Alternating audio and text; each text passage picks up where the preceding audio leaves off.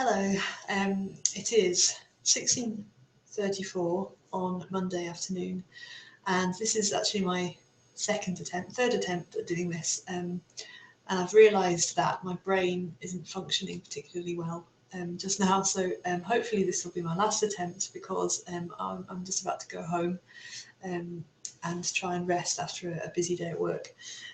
I wanted to just do a quick video catch up because a few of you have mentioned that you found it useful being able to hear me discuss things that I would normally just talk about at tutorials. So to ensure consistency, I'll keep doing these things, but please feel free to disregard them if you don't find them useful. And if you do, then please let me know if there's anything I'm missing out that I can incorporate into the next one. So what I'm going to talk about in this one is just really TMA2, a quick review, and then TMA3 giving you some pointers looking at the guidance that you've been provided with in the assignment guide. I was going to talk a bit about the EMA because that was discussed at the day school, and I don't want people who haven't attended that to be at a disadvantage. I've not decided whether it's better to maybe do a different video for the day school, but at the moment I think what I'll do is I'll talk about the EMA at the very end and then use that as a starting point for any further guidance that you might feel you need. So TMA2, very brief. I was really impressed by it across the board. There wasn't a single TMA that didn't do the question justice. Everyone had a very valiant attempt at it. And I was very pleased with the quality on the whole. It was a difficult task, and you'll be glad to know that you don't have to do any more assignments which are forum-based. I don't know if you came away from it having submitted feeling critical about the particular nature of the task. I hope that you found it useful in as far as, although it was daunting to submit your work so that everyone else could see it, I think you probably, if you read other people's work, which you would have done, you might have found it reassuring because ultimately you'll probably see that there's not a huge difference in the quality of what's submitted.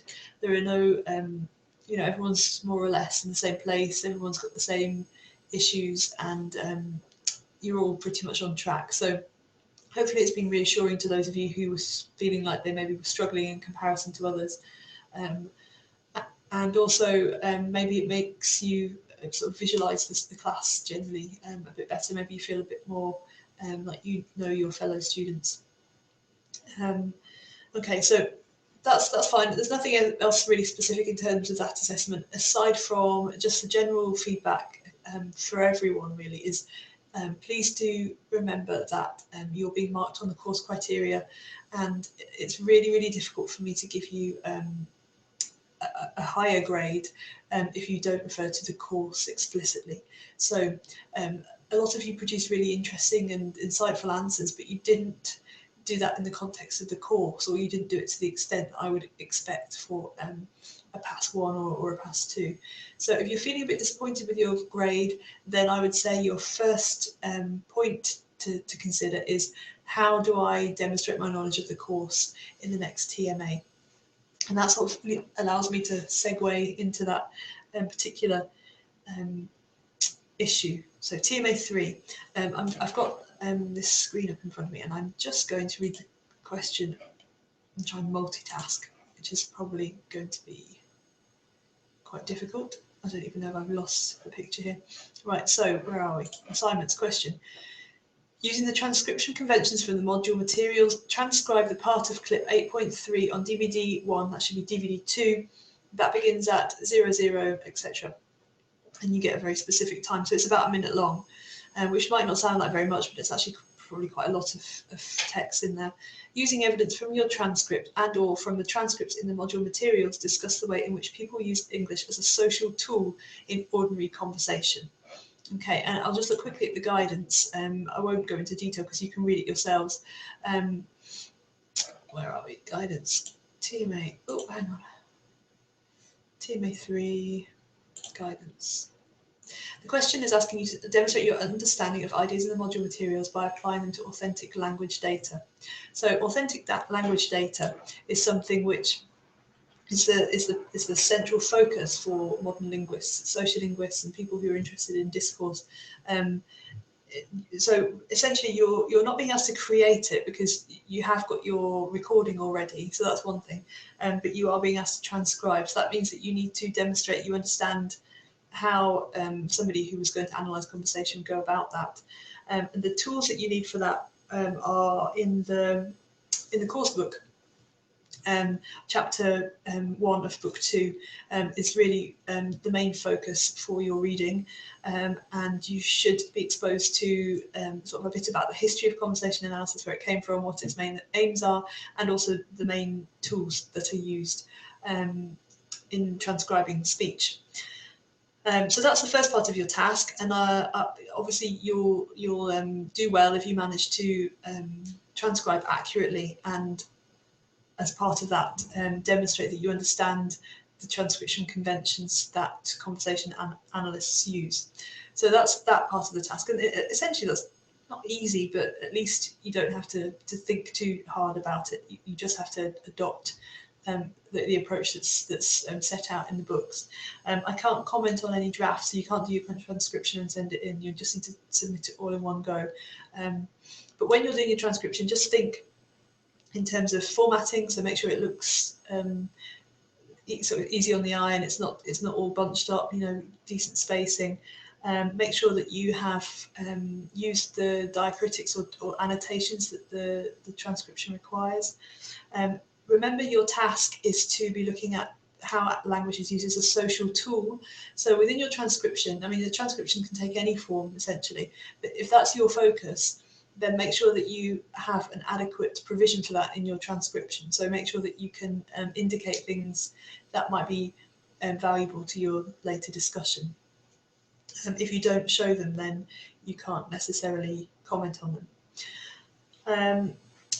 Just checking the time here, I don't want to waffle. And then the second part of your task is to, aside from doing your transcription, is then to go on and discuss the theoretical elements. I'm going to get this guidance up again.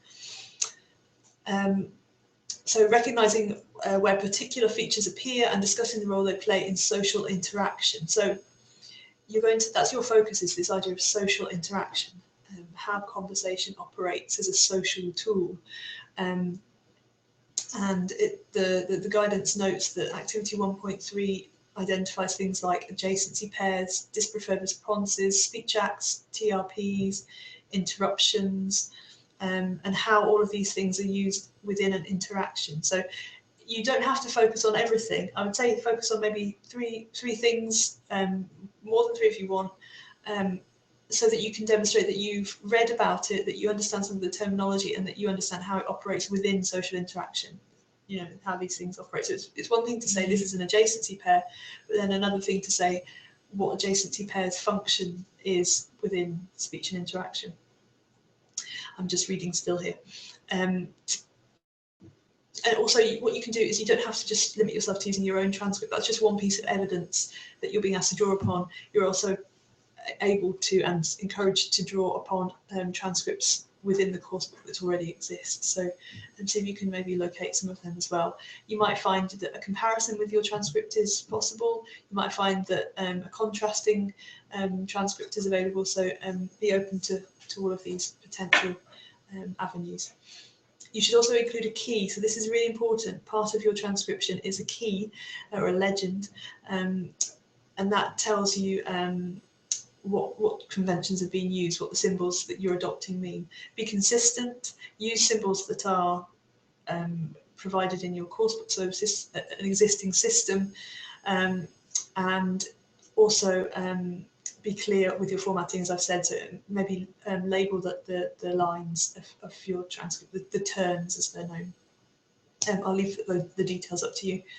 And it says also the transcript and the key aren't to be included in your word count. That's really important. There's often discrepancy about whether you should include it, but you don't. Although it's part of the assignment and you will be marked on it, it doesn't get included in the word count. And it should be placed in an appendix at the end of your document, separated from your main work by a page break. You're not going to lose marks if you get it in the wrong place, but You will if you include it in the word count in error, because obviously that will take away from your discussion. But do try and follow the instructions as closely as you can, because they're there for a reason.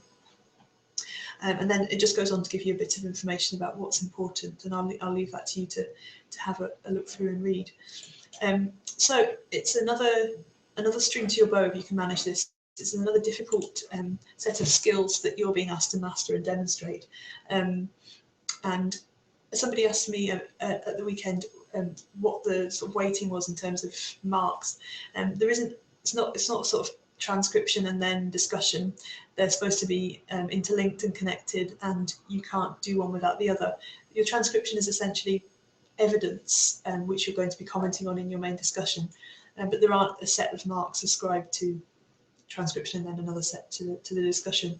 It's all sort of marked holistically, so it's all one thing, one package, and you should treat it as such.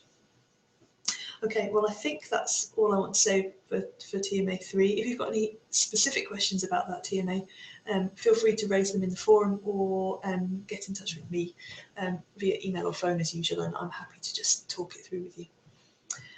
For the final thing, I'm going to stop. I'm going to do different. I'm going to think on my feet here, which is unusual, and I'm going to break this off just now, and I'm going to do another wee video for you on the EMA and maybe some points that were raised at the day school, so that those of you who didn't attend don't feel like you're disadvantaged in any way, and those of you who did attend, you can just disregard that one because we've done it all already, although obviously you're free to watch it if you wish. I'll talk generally about the EMA, and I'll give you some pointers for getting started. Okay, so I'm going to love you and leave you because it's 10 minutes and then I'm away home to open a bottle of wine. I can't even speak at this stage, I'm so tired. So thank you for listening, and I'll be back with you tomorrow with a short video on the EMA.